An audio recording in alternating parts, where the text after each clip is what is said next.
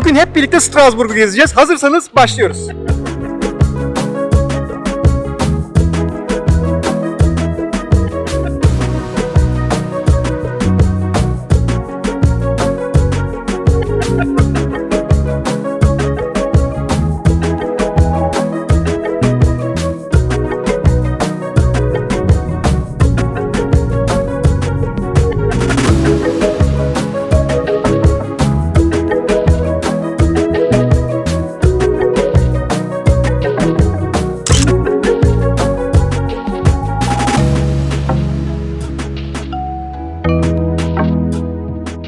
Strasbourg Avrupa Birliği için çok önemli bir yer.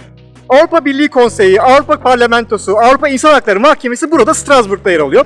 Dolayısıyla Brüksel'den sonra Avrupa Birliği için en önemli ikinci şehir, yani bir nevi ikinci başkenti Strasbourg diyebiliriz. Strasbourg Fransa'da Alsaz bölgesinde yer alıyor. Bu Alsaz bölgesi tarih boyunca sürekli Fransızlarla Almanlar arasında gidip gelmiş, bir türlü paylaşılamamış bir bölge. Dolayısıyla burada hem Fransa'da hem de Almanya'da izler bulabilirsiniz. Zaten pastanelerde bretzel ve kruvasanların yan yana olduğunu görünce bunu çok net hissedeceksiniz. Strasbourg, Alsaz bölgesindeki en popüler şehirlerden birisi. Şehrin merkezi de aslında anakaraya birçok köprü ile bağlı olan bir ada. Adı ise büyük ada anlamına gelen La Grande Ile olarak geçiyor.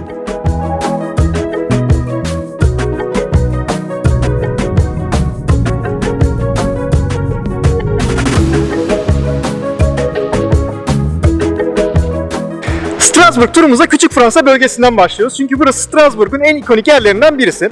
Zaten Google'da Strasbourg diye görsellerde tanıtırsanız da karşınıza çıkacak fotoğrafların neredeyse hepsi bu bölgeden olacak. İşte buradaki bu yarı ahşap evler o geleneksel Alsaz mimarisinin en iyi örneklerinden birisi. Ve gerçekten sizlere kartpostallık bir görüntü veriyor. İşte bu yarı ahşap evler olsun, Arnavut kaldırımları olsun. Burada gezerken gerçekten kendinizi bir masalın içinde gibi hissediyorsunuz.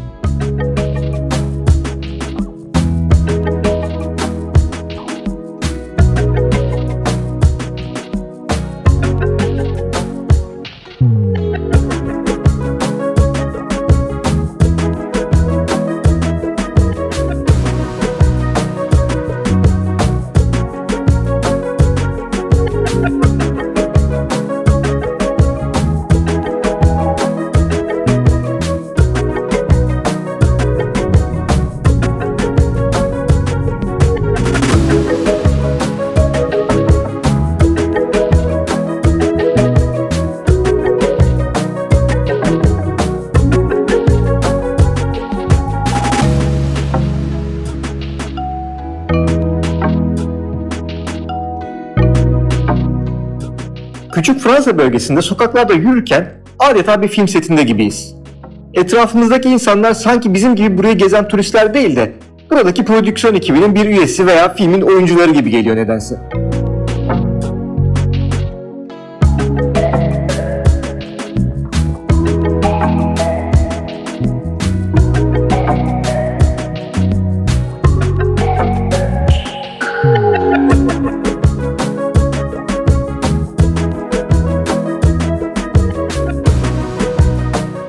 Strasbourg'da yapılabilecek en keyifli aktivitelerden birisi de bu Küçük Fransa bölgesinde nehir kenarında bir yürüyüş yapmak veya işte nehrin kenarına oturup böyle küçük bir piknik yapmak. Böyle gerçekten insanı alıyor, götürüyor. Strasbourg çok güzel başladı.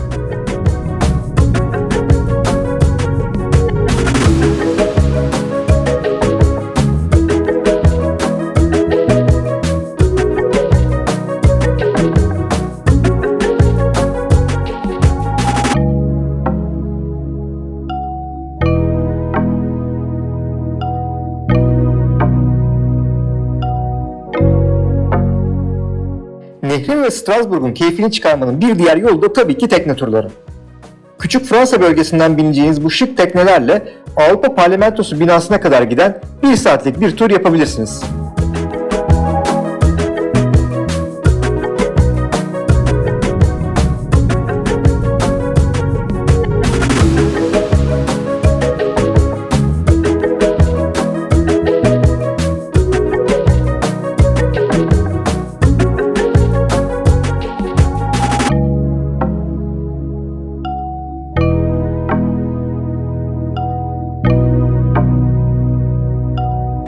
Küçük Fransa'daki The Covered Bridges, yani kapalı köprülerdeyiz.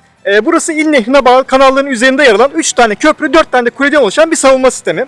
kentin savunması için yapılmış bir yer ve 13. yüzyılda yapılmış. Ve o dönemden günümüze kalabilmiş şehir surlarının aslında en önemli parçalarından birisi burası.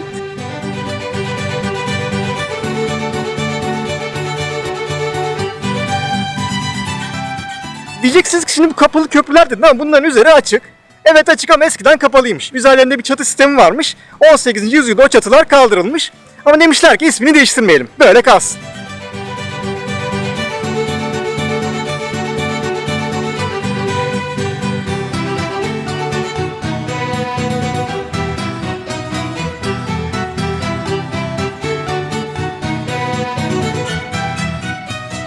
Bu kapalı köprülerin hemen az ilerisinde ise Vauban Barajı'nı göreceksiniz. Öncelikle şunu söyleyebilirim, buranın üzeri kapalı. Sonradan üstünü açmamışlar.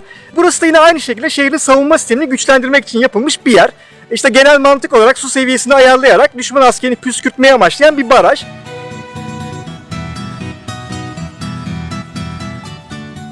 Tabii günümüzde bu askeri önemini yitirmiş ama şimdilerde ise bir turistik cazibe merkezi. Çünkü buranın üst katında o terasına çıkarsanız çok güzel bir manzara sizleri bekliyor. Zaten biz de az önce o kapalı köprüler anonsumuzu yukarıda Vauban Barajı'nın terasından yapmıştık.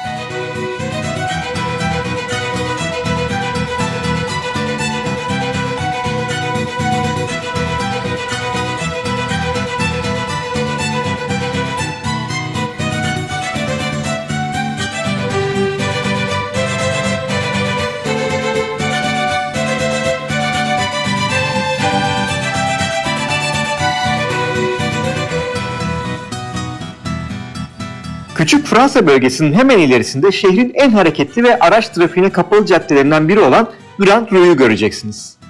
Strasbourg'a geldiğinizde bu caddeye de mutlaka bir göz atın.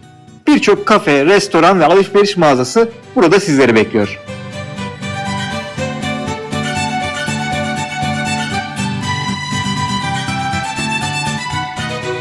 Evet, Strasbourg turumuz tüm hızıyla devam ediyor ve şimdi bir başyapıtı görmeye gidiyoruz.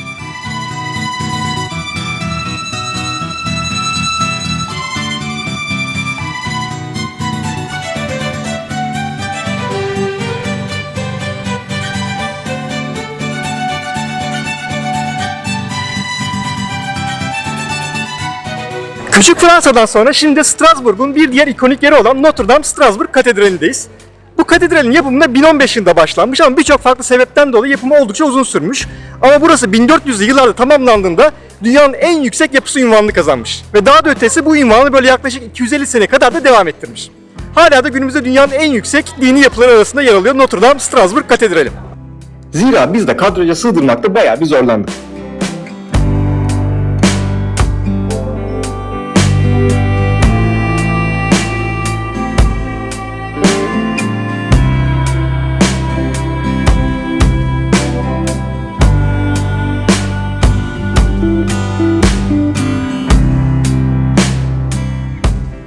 Bu katedral aynı zamanda Fransa'da en çok ziyaret edilen ikinci katedral. En çok ziyaret edilen katedralin adı da Notre Dame. Paris'teki Notre Dame Katedrali'nden sonra Strasbourg'daki Notre Dame Katedrali de oldukça turist çeken bir yer.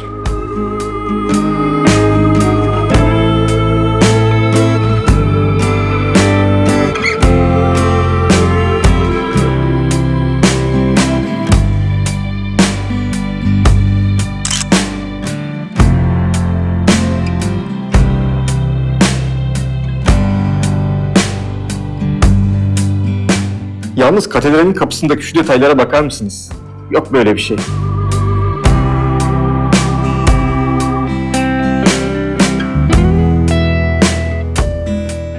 Bu arada bu katedrale böyle saat 12'ye doğru gelmenizi tavsiye ederiz. Çünkü içeride oldukça tarihi bir astronomik saat var. Katedralin içerisinde saat 12'de bir video gösterisi oluyor. Ve bu videoda böyle hem katedralin tarihi hem de bu astronomik saatle ilgili bilgiler veriliyor. Saat 12.30'da da astronomik saatin şovu var. Normalde katedrale giriş ücretsiz ama eğer bu saatte gelip bu gösteriye katılmak isterseniz 3 euroluk bir bilet ücreti var. Ne yapın ne edin zamanınızı ona göre ayarlayın ve bu gösteriyi izleyin. L'inauguration de cette œuvre exceptionnelle aura lieu 4 ans plus tard, en 1842. Stiegel ist gezwungen, seine neuen Mechanismen dem von Dasypodius geschaffenen alten Gehäuse zu lassen. Déclenché chaque 31 décembre à minuit, le compute est un calculateur automatique de la date de Pâques et des fêtes qui en dépendent.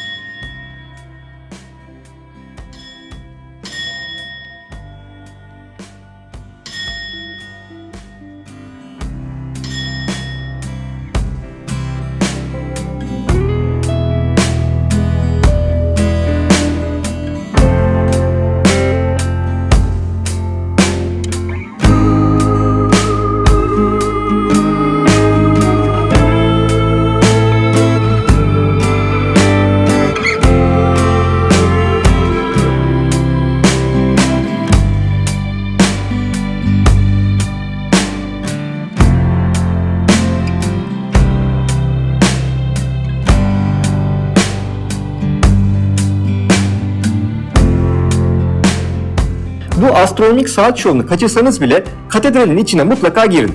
İçerideki vitray camların sayısına ve işçiliğine inanamayacaksınız.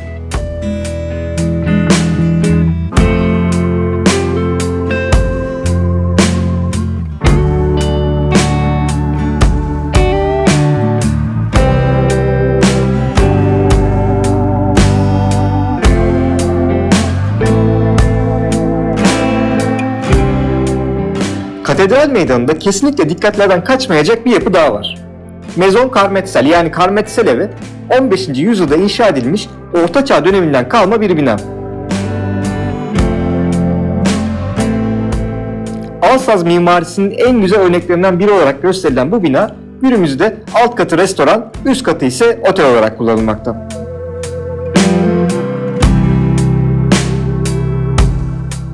Tarihteki en önemli icatlardan birisi matbaa, hiç kuşku yok ki. Peki matbaayı kim icat etti derseniz bu sorunun cevabı Johannes Gutenberg adında bir Alman. Şimdi tabii ne güzel Strasbourg'u geziyorduk, durup dururken niye böyle bilgi paylaştın diyebilirsiniz. Paylaştım çünkü aslında şu an biz matbaanın bulunduğu şehirdeyiz. Gutenberg matbaayı burada Strasbourg'da icat etmiş. Ve dolayısıyla da ismini yaşatmak için Strasbourg'da bir meydana Gutenberg'in adını vermişler. Meydanda bir de heykeli yer alıyor. Şimdi oraya gidiyoruz.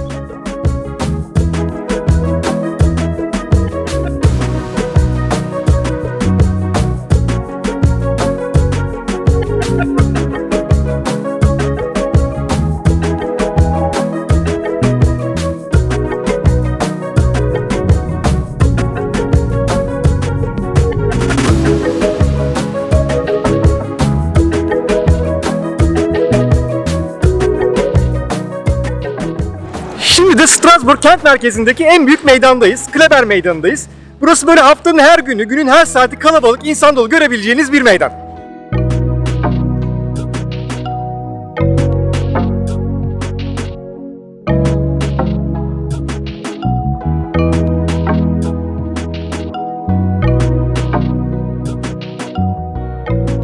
Meydan adını Strasbourg'da doğmuş ve Fransız Devrim Savaşları'nda görev almış General Jean-Baptiste Kleber'den almakta ve tahmin edebileceğiniz gibi meydanda kendisinin bir de heykeli var.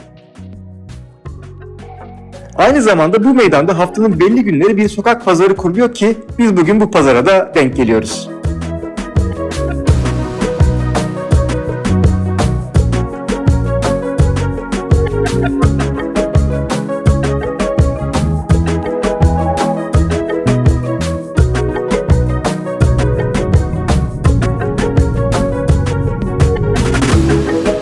Şimdi de Aziz Thomas Kilisesi'ndeyiz.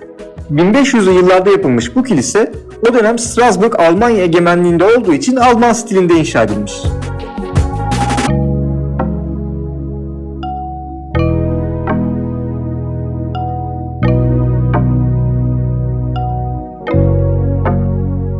Bu kiliseyi asıl meşhur eden şey ise içerisinde yer alan orklardan birisi. Amadeus Mozart 1778 senesinde Strasbourg'da kaldığı 3 hafta boyunca bu orgu defalarca çalmış ve çok beğenmiş. Hatta babası Leopold Mozart'a bu orgu öven bir de mektup yazmış.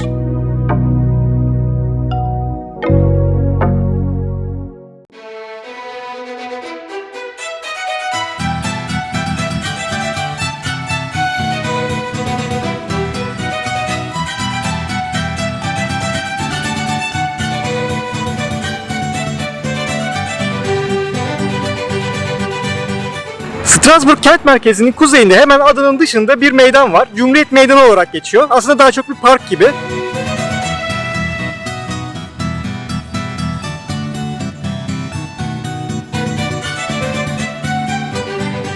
Bu meydanda da görmek isteyebileceğiniz 3 tane bina var. Bu meydanda yer alan en görkemli binalardan biri kesinlikle Rhein Sarayı. Özellikle de kare şeklindeki kubbesiyle Strasbourg'da mutlaka görülmesi gereken yapılardan biri bize göre. Ve burası eskiden bir imparatorluk sarayı olarak yapılmış.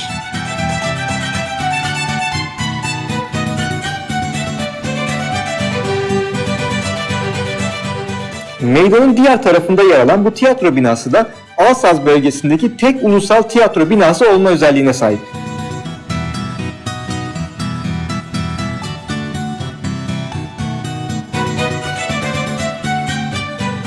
Tiyatro binasının hemen yanında da benzer bir mimariye sahip kütüphane binasını göreceksiniz. Ama burası için ayrı bir parantez açmak isteriz. kütüphanenin içine mutlaka girin. Neoklasik tarzdaki dış cephesinin aksine içeride oldukça modern ve şık bir ortamla karşılaşacaksınız. Fotoğraf makineniz mutlaka yanınızda olsun.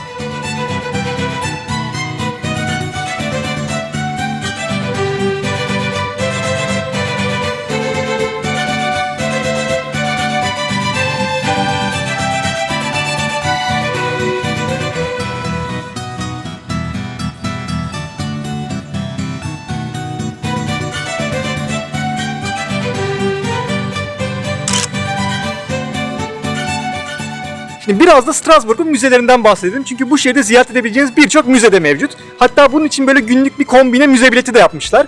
12 euroluk bu bileti alarak gün içerisinde başka ek bir ücret ödemeden neredeyse şehirdeki bütün müzeleri ücretsiz olarak gezebiliyorsunuz. Peki nerelere gidebilirsiniz? Bazı müzelerle ilgili böyle kısa kısa bilgiler paylaşalım.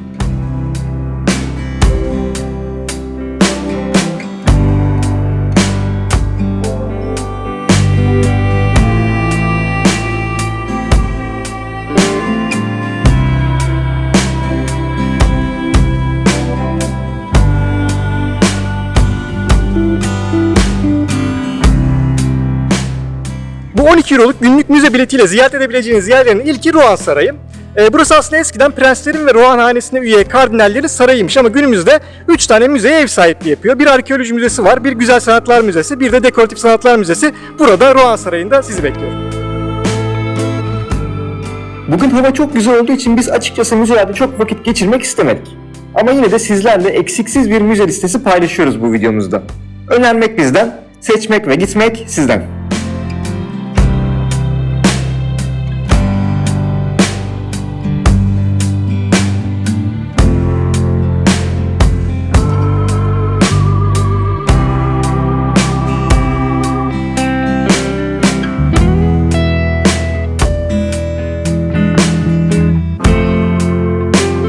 Strasbourg'daki bir diğer önemli müze de Alsaz Müzesi. Burası 18. 19. yüzyıllarda Alsaz bölgesinde nasıl yaşandığına dair izler bulabileceğiniz bir müze. İçeride 5000'den fazla obje var ve burası ziyaretçilerin tam 1907'den beri burada bu binada ağırlamakta.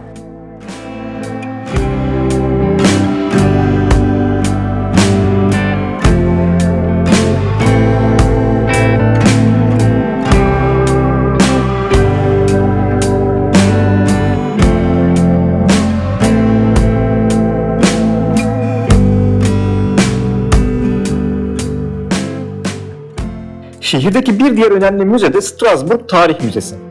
Özellikle Orta Çağ'dan Fransız devrimine kadar kentin geçmişini merak edenlerin gelmesi gereken yer burası.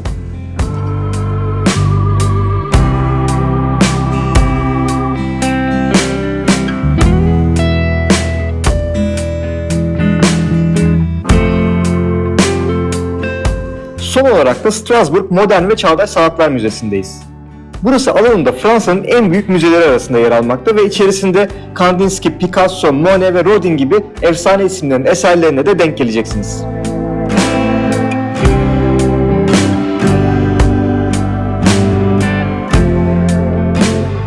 Yavaş yavaş günün sonuna geliyoruz ama size bir yerden daha bahsedelim. Bu gelişimizde gidemesek de Strasbourg'da çok güzel bir park var. Bizim aklımızda bu parkın adı Leylek Parkı olarak kaldı. Asıl adını üst köşeye yazdık, o ayrı.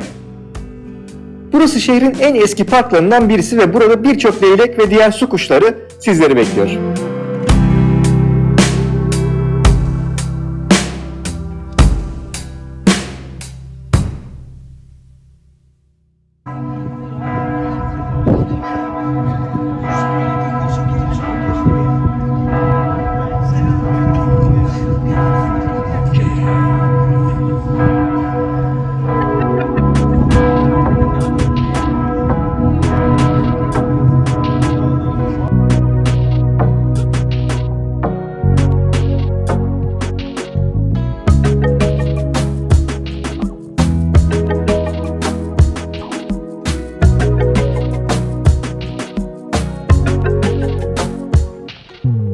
Strasbourg videomuzun sonlarına geliyoruz. Videoyu başladığımız yerde yani Küçük Fransa'da bitirelim istedik. Bu arada böyle akşam olunca böyle hafif hafif ışıklar yanmaya başlayınca bu bölge ayrı bir güzel oluyor.